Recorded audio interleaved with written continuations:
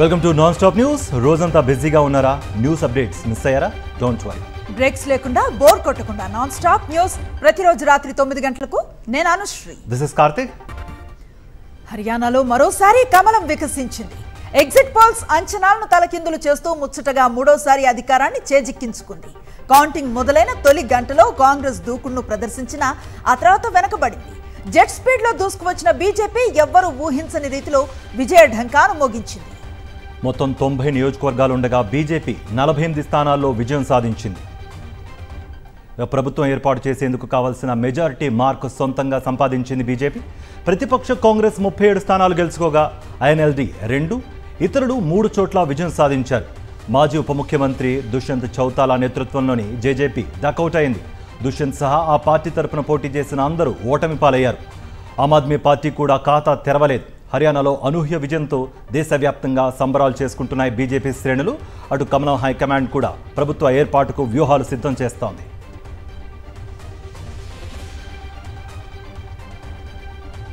హర్యానాలో విజయంతో బీజేపీ జోష్లో ఉంది. ఢిల్లీ బీజేపీ కేంద్ర కార్యాలయంలో విజయోత్సవ సభ నిర్వహించారు. ప్రధాని నరేంద్ర మోదీ, బీజేపీ జాతీయ అధ్యక్షుడు జేపీ నడ్డా సహా ముఖ్య నేతలంతా సభకు హాజరయ్యారు. పార్టీ శ్రేణులను ఉద్దేశించి ప్రధాని మోదీ ప్రసంగించారు. నవరాత్రి సమయంలో హర్యానాలో మూడోసారి కమలం వికసించిందన్నారు ప్రధాని. హర్యానా విజయం భారత ప్రజాస్వామ్య విజయమని చెప్పుకొచ్చారాయన. జమ్మూ కాశ్మీర్లో విజయం సాధించిన నేషనల్ కాన్ఫరెన్స్ కాంగ్రెస్కు అభినందనలు తెలియజేశారు. सीटें भी ज्यादा दी है और वोट शेयर भी ज्यादा दिया है. ऐसा लगता है हरियाणा के लोगों ने छप्पर फाड़ कर वोट दिया है. इस जनादेश की गूंज दूर दूर तक जाएगी. साथियों,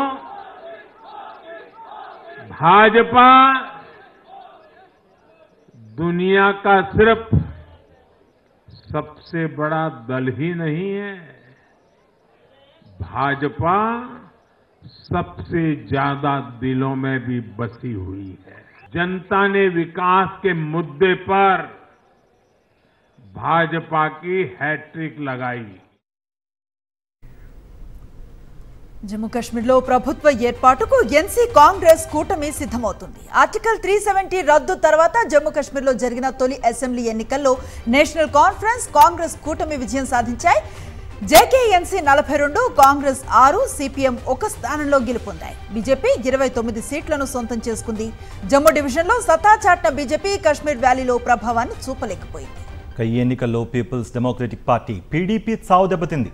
3 స్థానాలకు పరిమితమైంది. ఇక ముఖ్యమంత్రిగా ఉమర్ అబ్దుల్లా బాధ్యతలు చేపట్టనున్నారు. ఇప్పటికే ఉమర్ అబ్దుల్లా పేరును ఫరూక్ అబ్దుల్లా అధికారికంగా ప్రకటించారు. తాజా ఎన్నికల్లో పోటీ చేసిన 2 స్థానాల్లోనూ ఉమర్ అబ్దుల్లా గెలుపొందారు. జమ్మూ కాశ్మీర్లో విజయం సాధించిన నేషనల్ కాన్ఫరెన్స్ కాంగ్రెస్ కూటమికి అభినందనలు తెలిపారు. పీపుల్స్ డెమోక్రటిక్ పార్టీ అధినేత్రి మాజీ ముఖ్యమంత్రి మహబూబా ముఫ్తీ ప్రజా తీర్పును స్వాగతిస్తున్నట్టుగా తెలిపారామె. ఇప్పుడు ఏర్పడిన ప్రభుత్వం 5 ఏళ్లు స్థిరంగా ఉంటుందన్నారామె. सबसे पहले तो मैं जो नेशनल कॉन्फ्रेंस और कांग्रेस की क़यादत है, लीडरशिप है, उनको मुबारकबाद देना चाहती हूँ. उनकी बड़ी शानदार कामयाबी हुई और उसके साथ साथ जम्मू कश्मीर के लोगों को भी मुबारकबाद देना चाहती हूँ कि उन्होंने एक स्टेबल गवर्नमेंट के लिए वोट डाला.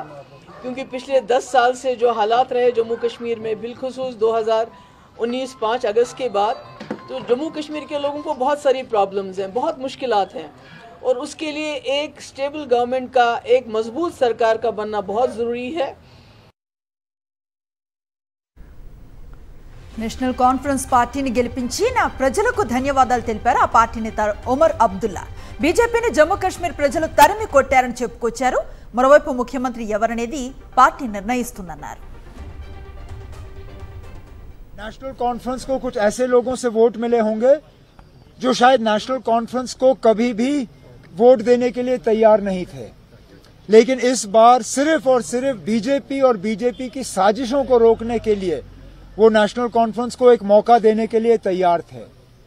अब हमारी, जैसे मैंने कहा, हमारी जिम्मेदारी बनती है कि हम इस वोट को जाया ना होने दें. हम लोगों के उम्मीदों के बराबर जो है उतर आएं और अपना काम करें.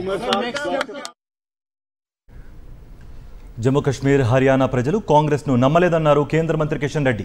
దేశ అభివృద్ధి మోదీతోనే సాధ్యమన్నారాయన.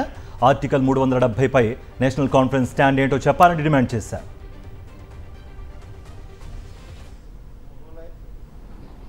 जो वातावरण जम्मू कश्मीर में और हरियाणा में हम जीतेंगे ऐसा कांग्रेस पार्टी प्रचार किया था. जम्मू कश्मीर जनता भी कांग्रेस को नकारा है. हरियाणा का जनता तो पूरा तैयार करने के बाद भी जनता उनका जो उत्साह के ऊपर पानी फेंका है. आज देश भर में जनता बहुत भारतीय जनता पार्टी के विजय होने के कारण बहुत उत्साहित है. भारतीय जनता पार्टी कार्यकर्ता भी अलग अलग जगह एक खुशी मना रही है. విజయవాడలో మాజీ ఎమ్మెల్యే అడుసుమిల్లి జయప్రకాష్ ఇంటికి వెళ్లారు వైఎస్ఆర్సీపీ అధ్యక్షులు మాజీ ముఖ్యమంత్రి వైఎస్ జగన్మోహన్ రెడ్డి. ఇటీవల అడుసుమిల్లి జయప్రకాష్ మృతి చెందడంతో ఆయన కుటుంబాన్ని పరామర్శించారు. వైఎస్ జగన్ రాక సందర్భంగా వైఎస్ఆర్సీపీ కార్యకర్తలు, అభిమానులు పెద్ద సంఖ్యలో తరలివచ్చారు. విజయవాడ మొగల్రాజ్పురంలోని జయప్రకాష్ నివాసానికి వెళ్లిన వైఎస్ జగన్ ఆయన చిత్రపటానికి పూలు సమర్పించి నివాళులర్పించారు. అడుసుమిల్లి కుటుంబ సభ్యులతోనూ జగన్ మాట్లాడారు. మాజీ శాసనసభ్యుడిగా, రాజకీయ విశ్లేషకుడిగా జయప్రకాష్ తనదైన ముద్ర వేసుకున్నారని వైఎస్ జగన్ గుర్తు చేసుకున్నారు. జయప్రకాష్ కుమారుడు తిరుమలేష్తో పాటు కుటుంబ సభ్యులకు తన ప్రగాఢ సానుభూతిని తెలియజేసిన జగన్ జయప్రకాష్ పవిత్ర ఆత్మకు శాంతి చేకూరాలని ప్రార్థించారు.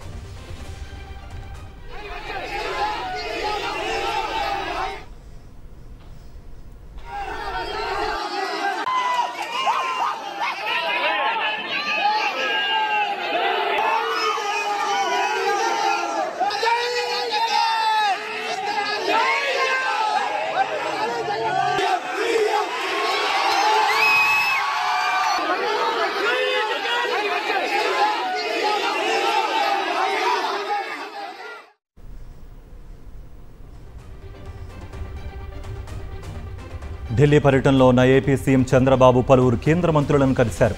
ఉదయం కేంద్ర రోడ్లు రహదారుల శాఖ మంత్రి నితిన్ గడ్కరీతో రహదారుల అంశంపై గంటన్నర పాటు సమావేశమయ్యారు చంద్రబాబు. ఈ సమావేశంలో కేంద్ర మంత్రి రామ్మోహన్ నాయుడు కూడా పాల్గొన్నారు.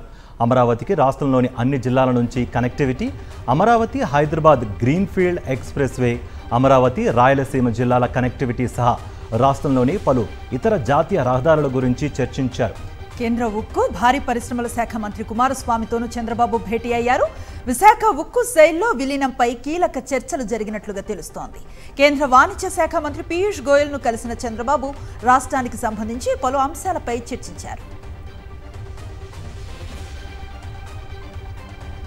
ఈ నెల 14 నుంచి ఏపీ వ్యాప్తంగా పంచాయతీల్లో నిర్వహించే పల్లె పండుగ కార్యక్రమంపై డిప్యూటీ సీఎం పవన్ కళ్యాణ్ సమీక్ష నిర్వహించారు.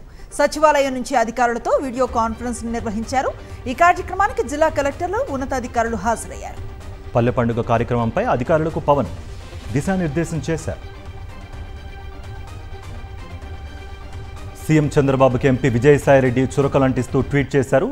సూపర్ 6 ఇస్తే ఏమి, ఇవ్వకపోతే ఏమి, నిత్యావసర వస్తువులు రేట్లు పెరిగితే మనకేంటి, పెరక్కపోతే మనకేంటి అంటూ చంద్రబాబును ఉద్దేశిస్తూ విమర్శనాస్త్రాలు సంధించారు.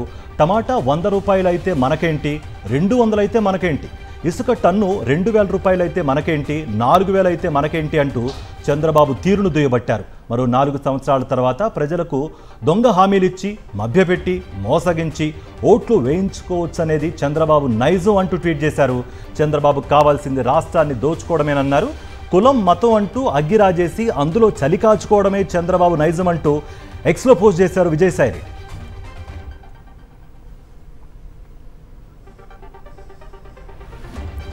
కాకినాడ జిల్లా పిఠాపురంలో టీడీపీ నేత దారుణానికి ఒడిగట్టాడు. దళిత బాలికపై అత్యాచారం చేశాడు. టీడీపీ మాజీ కౌన్సిలర్ భర్త దుర్గాడ జాన్ మరో మహిళ సాయంతో బాలికకు మాయమాటలు చెప్పి ఆటోలో ఎక్కించుకున్నారు. అనంతరం నిర్మానుష ప్రాంతానికి తీసుకువెళ్లి అత్యాచారం చేశాడు. బాలిక అపస్మారక స్థితిలోకి వెళ్లడంతో తిరిగి ఇంటికి తీసుకొస్తూ ఉండగా స్థానికులు పట్టుకున్నారు. గట్టిగా నిలదీయగా నేరాన్ని అంగీకరించాడు. బాధితురాలి కుటుంబం పోలీసులకు సమాచారం ఇవ్వగా టీడీపీ నేత జాన్, అతనికి సహకరించిన మహిళపై కేసు నమోదు చేశారు పోలీసులు. మీరు ఏం చేసినా పర్లేదు, అది మీరు కొట్టినా పర్లేదు, తప్పు నాది కనుక ఇక్కడ ఎందుకు తీసుకోవచ్చు మామూలుగా ఏం తీసుకురావాలా? నీ వయసు ఎంత, పిల్ల వయసు ఎంత? మాట్లాడరావే. ఏపీలో ప్రభుత్వం శాంతి భద్రతలను గాలి కుదిరేసిందని మండిపడ్డారు వైఎస్ఆర్సీపీ నేతలు. కూటమి ప్రభుత్వంలో మహిళలపై దాడులు అఘాయిత్యాలు పెరిగిపోయాయని ఆగ్రహం వ్యక్తం చేశారు. కాకినాడ జిల్లా పిఠాపురంలో దళిత బాలికపై టీడీపీ నేత లైంగిక దాడికి పాల్పడితే ఎందుకు చర్యలు తీసుకోవడం లేదని ప్రశ్నించారు. డిప్యూటీ సీఎం పవన్ కళ్యాణ్ నియోజకవర్గంలోని ఇలాంటి ఘటన జరిగితే ఆ కుటుంబాన్ని పవన్ పరామర్శించకపోవడం అన్యాయం అన్నారు. నిన్న పిఠాపురంలో జరిగిన ఇన్సిడెంట్ ఒక డంపింగ్ యార్డ్ దగ్గర కార్మికులు అడ్డుకున్నారని చెప్తున్నారు. లేకపోతే అది కూడా వెలుగులోకి రాకపోవడం. చాలా ఉదాసీనంగా ఈ ప్రభుత్వం వ్యవహరిస్తూ ప్రజల మాన ప్రాణాలని గాలికి వదిలేసిందనే ఒక పెద్ద సంకేతం ప్రజలకు ఇచ్చినట్టు అని చెప్పి మేము భావిస్తూ ఉన్నాం. ఎక్కడో చోట రోజు మహిళల మీద అత్యాచారాలు, దాడులు, హత్యలు జరుగుతూ ఉన్నాయి. గతంలో దిశ యాప్ను తీసుకొచ్చి ఎప్పటికప్పుడు ఇమీడియట్గా స్పాట్లో రెస్పాండ్ అయ్యే వ్యవస్థల్ని ఆనాటి ముఖ్యమంత్రి జగన్మోహన్ రెడ్డి గారు తీసుకొస్తే కేవలం మీ రాజకీయ అవసరాల కోసం రాజకీయ దుర్బుద్ధితో వాటన్నిటిని కూడా మీరు ఎత్తేయడం జరిగింది. దళిత బాలికపై 16 ఏళ్ల బాలికపై దుర్గాడు జాని అనేటువంటి వ్యక్తి అసలంటే ఊరి శివార్లకి తీసుకెళ్లి ఆటోలో ఎక్కించుకుని ఒక మహిళని కాపలాగా పెట్టి ఆ అమ్మాయి మీద అత్యాచారం చేయడం. ఆయనెవరు? ఈ దుర్గాడు జాని అనే వ్యక్తి ఆ తెలుగుదేశం పార్టీ పట్టణ అధ్యక్షురాలి భర్త, విజయలక్ష్మి గారు ఆవిడ పేరు. ఆవిడ భర్త, ఆవిడ మాజీ కౌన్సిలర్ కూడా. అంటే ఈ తెలుగుదేశం పార్టీ నాయకులే ఇలాంటి ఘటనలో ఇన్వాల్వ్ అవ్వడం వల్ల పోలీసులు కూడా ధైర్యంగా కేసులు నమోదు చేయలేకపోతున్నారు. ఆ దుర్గాడు జాని అనేటువంటి వ్యక్తిని కాపాడడానికే ప్రయత్నం చేశారు. ఇక బాలిక కుటుంబ సభ్యులు పోలీసులపై ఒత్తిడి తీసుకొస్తే ఇక తప్పక వాళ్ళు కేసుని నమోదు చేశారు. డిప్యూటీ సీఎం గారి సొంత నియోజకవర్గంలో ఇలాంటి దారుణమైన సంఘటనలు జరుగుతూ ఉంటే ఈ ప్రభుత్వం ఏం చేస్తూ ఉంది? పవన్ కళ్యాణ్ గారు చూడండి, ఎన్నికల ముందు లేని విషయాన్ని ఏం చెప్పారు? 30,000 మంది ఆడపిల్లలు అదృష్టమైపోయారు ఈ రాష్ట్రంలోని ఓదరగొట్టేశారు. అది జరగలేదు అసలు. కానీ ఇప్పుడు మీ సొంత నియోజకవర్గంలోనే ఒక మైనర్ బాలికని మీ కూటమిలో ఉన్న తెలుగుదేశం పార్టీ నాయకుడు ఇంత దారుణంగా అత్యాచారం చేస్తే మీరు ఒక ప్రెస్ నోట్ రిలీజ్ చేసేసి ఊరుకుంటారా? మీరు వెళ్ళి ఆ కుటుంబానికి, ఆ పాపకి ధైర్యం చెప్పాల్సిన అవసరం లేదా? చిత్తూరు జిల్లా పొంగనూరులో హత్యకు గురైన 7 ఏళ్ల బాలిక కుటుంబాన్ని రాజంపేట వైఎస్ఆర్సీపీ ఎంపీ మిథున్ రెడ్డి పరామర్శించారు. బాలిక కుటుంబ సభ్యులను ఓదార్చి ధైర్యం చెప్పారు. బాధితులకు అండగా ఉంటామని భరోసా ఇచ్చారు. ఇక కూటమి ప్రభుత్వంలో చిన్నారులు, మహిళలపై దాడులు పెరిగాయంటూ ఆగ్రహాన్ని వ్యక్తం చేశారు మిథున్ రెడ్డి.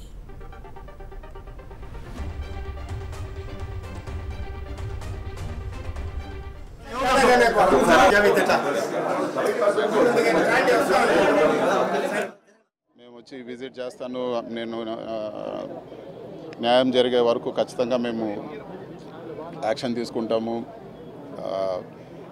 పుంగనూరుకు వస్తానని చెప్పి జగన్మోహన్ రెడ్డి గారు అనౌన్స్ చేసిన తర్వాత హడావుడిగా మంత్రులు రావడము, ఈ కేసు అంతా కొలికొచ్చిందని చెప్పడం జరిగింది. ఇదేదో ఇంట్రెస్ట్ ఇదే మొదటి రోజు, రెండో రోజు పెట్టింటే ఖచ్చితంగా పాప ప్రాణాలతో బయటపడేదని చెప్పి కూడా మేము భావిస్తున్నాము. ఇలాంటి ఇన్సిడెంట్స్ ఎక్కడ కూడా రాష్ట్రంలో జరగకుండా చర్యలు తీసుకోవాలి. బీజేపీ ఎమ్మెల్యే ఆదినారాయణ రెడ్డిపై ఎమ్మెల్సీ రామసుబ్బారెడ్డి ఆగ్రహం వ్యక్తం చేశారు. తాను వేసిన యార్కర్ బాల్కు ఆదినారాయణ రెడ్డి కాలు విరిగిందని, అందుకే అడ్డదిడ్డంగా మాట్లాడుతున్నారంటూ మండిపడ్డారు. ఆదినారాయణ రెడ్డి తాటాకు చప్పుళ్లకు ఎవరు భయపడరంటూ హెచ్చరించారు. ఫ్యాక్షన్ రెచ్చగొట్టే వ్యక్తి ఆదినారాయణ రెడ్డి అంటూ ఆరోపించారు. ఆయన నా గురించి మాట్లాడితే మొహమాటం లేకుండా మంచి పద్ధతి చేస్తే నన్ను ప్రశ్నిస్తారా? సిక్సర్ కొడతానే ఉంటా. ఫుట్బాల్ ఆడతా, ఫుట్బాల్ కాలుతో కొడితే గోల్ మూతి పగులుతుంది రాంచబాడికి, సుధీర్కు. బ్యాట్ లేదు కాదు, అడ్డం నరికేది ఉంది, అమ్మతోడు అడ్డం నరికినట్టు. కాబట్టి నీ తరం కాదు, నా దగ్గరికి కూడా ఆడుకొని కూడా రాలేవు, నీ చెంచాలు కూడా రాలేరు. నువ్వు దమ్మల పడుగులో ఫ్యాక్షన్ వద్దని కోరుతా ఉన్నా, నేను ఎప్పుడు ఎంకరేజ్ చేయలేదు. నువ్వు చెప్తే నువ్వేమన్నా భయపడి నువ్వు అడ్డంగా నరుకుతానంటేనో, నీకు కానీ నీ చెంచాగాలకు భయపడి ఇంట్లో కూర్చుంటున్నావు అనుకుంటున్నావా? నువ్వు నీలాంటి చెంచాగాళ్లకు, నీ తాటాకు చప్పలకు భయపడి ఇంట్లో కూర్చునేవాని కాదు. మీరు ప్రజలకు ఇచ్చిన వాగ్దానాలను నెరవేర్చేంత వరకు నీలాంటి వాళ్ళని లెక్కే చేయను నేను. అధికారం ఉంటే పుల్లాగా బతుకుతూ ఉంటావు, అధికారం లేకపోతే ఒక పిల్లితో సమానం.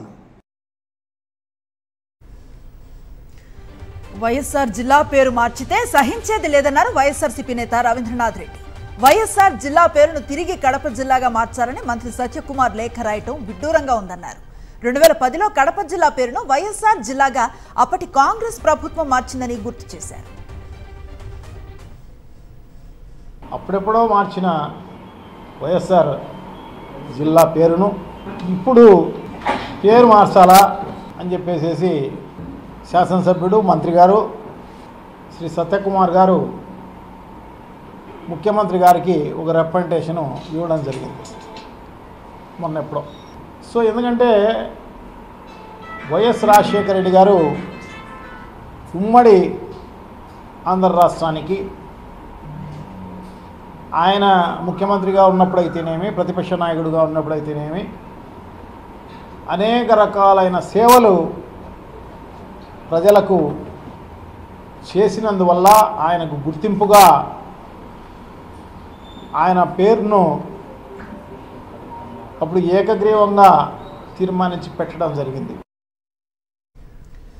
పారదర్శకతకు పాతరేశారు సీఎం చంద్రబాబు. ఐఎన్పీఆర్తో సంబంధం లేకుండా ఢిల్లీలో ప్రెస్ మీట్ నిర్వహించారు. ముఖ్యమంత్రి అధికారిక నివాసాన్ని టీడీపీ కార్యాలయంగా మార్చుకుని ప్రెస్ మీట్ నిర్వహించారు. కుల మీడియాకు తప్ప ఇతర ఛానల్స్కు అనుమతి నిరాకరించారు. 2 రోజులుగా సీఎం చంద్రబాబు ఢిల్లీలోనే పర్యటించిన కనీసం పర్యటనపై ప్రెస్ నోట్ కూడా రిలీజ్ చేయలేదు. నేడు ఎంపిక చేసిన కుల మీడియా ప్రతినిధులతోనే ప్రెస్ మీట్ను నిర్వహించారు. ఆయన ఏఎన్ఐ, పీటీఐ సహా నేషనల్ మీడియా ఛానల్స్ను సైతం అనుమతించలేదు. సీఎం చంద్రబాబు వైఖరిపై జాతీయ మీడియా సైతం నిరసన వ్యక్తం చేసింది.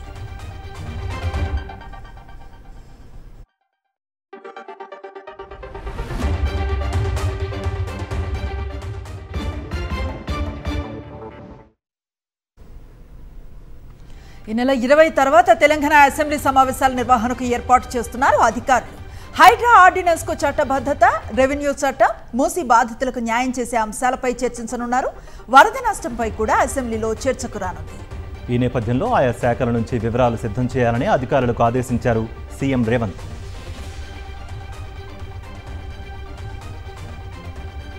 కాంగ్రెస్ ప్రభుత్వం ఎన్నికల్లో ఇచ్చిన హామీ మేరకు కులగణన చేయడానికి వేగంగా అడుగులు ముందుకు పడుతున్నాయి. కులగణనపై స్కెడ్యూల్ ఖరారు చేయడానికి రవాణా మరియు బీసీ సంక్షేమ శాఖ మంత్రి పొన్నాం ప్రభాకర్ నేతృత్వంలో సెక్రటరియట్లో కీలక సమావేశం జరిగింది. సమావేశంలో బీసీ కమిషన్ చైర్మన్ నిరంజన్తో పాటు ముఖ్యమంత్రి ప్రధాన సలహాదారు వేం నరేందర్ రెడ్డి, బీసీ కమిషన్ సభ్యులు, వివిధ శాఖల ఉన్నతాధికారులు పాల్గొన్నారు. ఇప్పటికే కులగణన కోసం అసెంబ్లీలో, కేబినెట్లో కూడా తీర్మానం చేసింది ప్రభుత్వం. అయితే కుల గణన ఎలా చేయాలి అనే దానిపై అధికారులతో చర్చించారు. ఇప్పటికే వివిధ రాష్ట్రాల్లో చేసిన కుల గణనపై అధ్యయనం చేశారు. కర్ణాటక, బీహార్, ఆంధ్రప్రదేశ్లో చేసిన కుల గణనపై సమావేశంలో చర్చించారు. కర్ణాటకలో బీసీ కమిషన్ చేసిన సర్వే, బీహార్లో జీఏడీ ద్వారా చేసిన సర్వే, ఏపీలో పంచాయతీరాజ్ ద్వారా చేసిన సర్వే అంశాలపై చర్చించారు. అక్కడ డోర్ టు డోర్ పూర్తి స్థాయి సర్వే నిర్వహించారు. ఇందులో 3 రాష్ట్రాల్లో చేసిన బెస్ట్ పాలసీని తీసుకుని ఇక్కడ అమలు చేయాలని సమావేశంలో నిర్ణయించారు.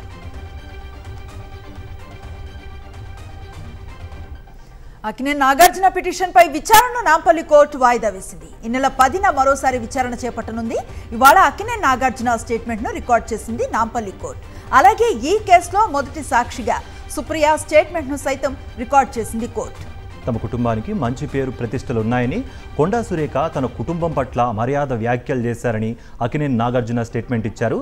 మంత్రి కొండా సురేఖపై పరువు నష్టం కేసులో అక్కినేని నాగార్జున ఇవాళ నాంపల్లి కోర్టుకొచ్చారు. కోర్టుకు తన వాంగ్మూలం ఇచ్చారు. అక్కినేని నాగార్జునతో పాటు అమల, కొడుకు నాగచైతన్య, సుప్రియ కూడా కోర్టుకొచ్చారు. ఎందుకోసం పిటిషన్ ఫైల్ చేశారని అక్కినేని నాగార్జున కోర్టు ప్రశ్నించింది. మంత్రి కొండా సురేఖ తన కుటుంబంపై అమర్యాద వ్యాఖ్యలు చేశారని కోర్టుకు తెలిపారు అక్కినేని నాగార్జున. తమ కుటుంబం పరువు మర్యాదలకు భంగం వాటిల్లిందన్నారు. నాగ చైతన్య, సమంత విడాకులపై మంత్రి కొండా సురేఖ అనుచిత వ్యాఖ్యలు చేశారని, ఈ వ్యాఖ్యల కారణంగా తమ కుటుంబ పరువు ప్రతిష్టలకు భంగం వాటిల్లిందన్నారు. మంత్రి కొండా సురేఖపై క్రిమినల్ చర్యలు తీసుకోవాలని స్టేట్మెంట్లో పేర్కొన్నారు నాగార్జున. ఇంకొక సెకండ్ విట్నెస్ ఉన్నారు. వారిని కోర్టు వారు ఈరోజు ఇంకా విచారించలేదు. ఆ విచారించవలసిన అవసరం ఉందా లేదా అనేది కూడా కోర్టు వారు నిర్ణయం తీసుకోవచ్చు. వీరే మాకు అవసరం లేదు, మా రెండింటితోనే మీరు కోర్టు వారు నిర్ణయం తీసుకోండి అంటే కోర్టు వారికి నిర్ణయం తీసుకునేటువంటి అధికారం ఉంది. కాకపోతే మారిన క్రిమినల్ చట్టాల ప్రకారం వారికి ముందు ఒకసారి అవకాశాలు ఇవ్వాలి. ఎవరికి? కొండా సురేఖకు కూడా ఒక ఇది పంపిస్తారు. మీ అభ్యంతరం ఏమిటి? మీ మీద so and so person case file చేశారు, వారి యొక్క రెప్యుటేషన్ మీరు భంగపరిచారని చెప్పి దానికి మీ అభ్యంతరం ఏమిటో తెలుసుకోండి కోర్టు ముందు అని చెప్పి ముందు ఇస్తారు. ఆ ఇచ్చిన తదుపరి మాత్రమే దాన్ని సీసీ నెంబర్ చేస్తారు. అది ప్రజెంట్ ఉన్నటువంటి చట్టం. టీమిండియా మాజీ కెప్టెన్ అజారుద్దీన్ చుట్టూ ఉచ్చు బిగుస్తోంది. తాజాగా హెచ్సీఏలో నిధుల గోల్మాల్, మనీ లాండరింగ్ వ్యవహారాల్లో అజారుద్దీన్ ఈడీ విచారణకు హాజరయ్యారు. దాదాపు 10 గంటల పాటు సుదీర్ఘంగా అజారుద్దీన్ను విచారించారు ఈడీ అధికారులు. హెచ్సీఏలో జరిగిన అవకతవకలపై అజారుద్దీన్ ప్రశ్నించారు. అయితే ఈడీ అధికారులకు తాను సహకరిస్తున్నట్లు చెప్పారు Azharuddin. Investigation are baseless, frivolous, and done with a malafide intention. Beyond that, I have nothing more to say. I don't want to go into the details. This is my statement. Please record it. That's all I'm going to say. Before all the cases which the FIRs have been filed, all the FIRs are baseless, frivolous, and with a malafide intention. There is nothing I have to say beyond that. Visakha honey ట్రాప్లో కొత్త ట్విస్టులు వెలుగులోకి వస్తున్నాయి. Joy Jemimah ఎర్రలో నిఘా విభాగం agent చిక్కుకున్నారు. పక్కా స్కెచ్తో నిఘా విభాగం ఏజెంట్ను trap చేసింది Jemimah. పానోరోమా hill వద్ద బీన్ బోర్డ్ కేఫ్ నడుపుతున్నాడు నిఘా విభాగం ఏజెంట్. బాధితుడిని ట్రాప్ చేసిన కిలాడి జాయ్ జమీమాపై 10 సెక్షన్ల కేసు నమోదు చేశారు పోలీసులు. తిరుమల శ్రీవారి గరుడోత్సవం కన్నుల పండుగగా జరుగుతోంది. గరుడ వాహనంపై తిరువీధుల్లో విహరిస్తున్న శ్రీనివాసుడిని చూడటానికి 2 కళ్ళు చాలటం లేదు. 7 కొండలు గోవింద నామస్మరణతో మార్మోగుతున్నాయి. మాళవీధుల్లో విహరిస్తున్న శ్రీవారిని చూసేందుకు భారీగా భక్తులు తరలివచ్చారు. కోలాటాలు, సాంస్కృతిక కార్యక్రమాలతో తిరుమహడ వీధులు శోభాయమానంగా మారిపోయాయి. భక్త కోటి శ్రీనివాసుడికి నీరాజనాలను అర్పిస్తోంది.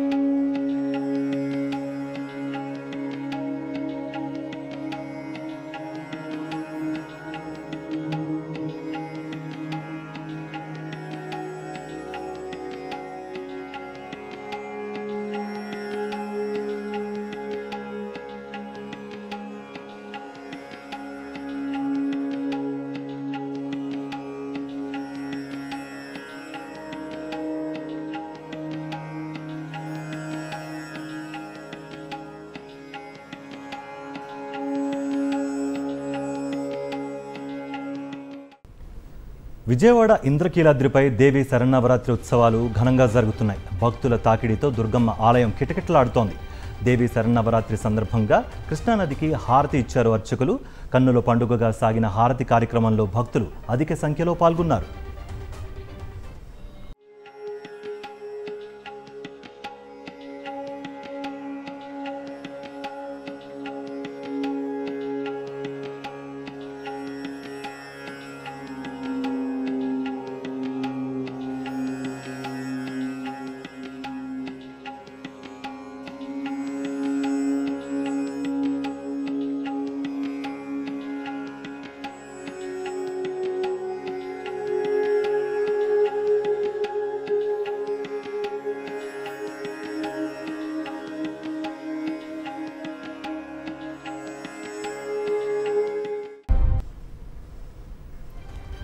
అంతర్జాతీయ వివరాలు చూద్దాం. భౌతిక శాస్త్రంలో నోబెల్ పురస్కారాన్ని ప్రకటించింది రాయల్ స్వీడిష్ అకాడమీ. ఫిజిక్స్ ప్రొఫెసర్లు జాన్ జే హోప్ఫెల్డ్, జోఫరీ హీ హింటన్లకు ఈ ప్రతిష్టాత్మక అవార్డు దక్కించుకున్నారు. మిషన్ లెర్నింగ్, న్యూరల్ నెట్వర్క్స్లో పరిశోధనలకు ఈ ఇద్దరికి నోబెల్ పురస్కారం లభించింది.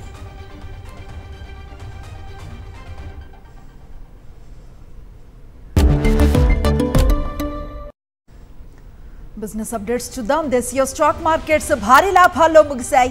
అంతర్జాతీయ మార్కెట్ల నుంచి సానుకూలతలు, చైనా ఉద్దీపన చర్యలు వంటి పరిణామాలతో స్టాక్ మార్కెట్లు ఈరోజు లాభాలను చవిచూశాయి.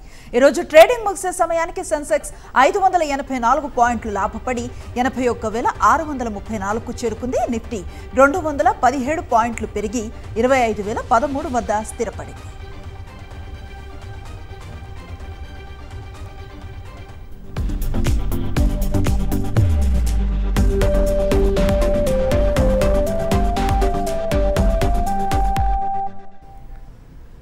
సినిమా విశేషాలను స్క్రీన్ 90లో చూద్దాం. సుకుమార్ అల్లు అర్జున్ కాంబినేషన్ లో వస్తున్న మూవీ పుష్ప 2. ఈ సినిమా రిలీజ్ డేట్ పై ఇప్పుడు ఇంట్రెస్టింగ్ బజ్ వినిపిస్తోంది. డిసెంబర్ 6న కాకుండా డిసెంబర్ 5న వరల్డ్ వైడ్ గా థియేటర్స్ లో దింపే ఛాన్స్ ఉన్నట్లు రూమర్స్ వినిపిస్తున్నాయి. మోహన్ లాల్ మీనా ప్రధాన పాత్రలో దృశ్యం 3 మూవీ షూటింగ్ వచ్చే ఏడాది ప్రథమార్థంలో ప్రారంభం కానుంది. 2025 క్రిస్మస్ నాటికి విడుదల చేసేలా ప్లాన్ చేస్తున్నట్లు Mollywood talk. Sensational director Gunasekhar euphoria చిత్రానికి సంబంధించిన గ్లింప్స్ ను నిర్మాత దిల్ రాజు, కేఎల్ దామోదర ప్రసాద్ విడుదల చేశారు. హీరో కిరణ్ అబ్బవరం కా సినిమా నుంచి మాస్ జాతర లిరికల్ సాంగ్ రిలీజ్ చేశారు మేకర్స్. భారీ క్లైమాక్స్ షూటింగ్ జరుపుకుంటున్న హీరో శ్రీరామ్ నటించిన క్రైమ్ థ్రిల్లర్ మూవీ కోడిబుర్ర. దేవర 2 పై కొరటాల చేసిన కామెంట్లు వైరల్ గా మారాయి. పార్ట్ 2 మరింత అద్భుతంగా ఉండటంతో పాటు వైలెన్స్ కూడా ఒకంత ఎక్కువే అని ఎవరు ఊహించిన విధంగా ఉంటుందని అంటున్నారు. బాలీవుడ్ స్టార్ బ్యూటీ ఆలియా భట్ నటించిన లేటెస్ట్ మూవీ జిగ్రా. ఈ cinema pre release event Hyderabad లోని పార్క్ హయాత్ హోటల్లో గ్రాండ్ గా జరిగింది.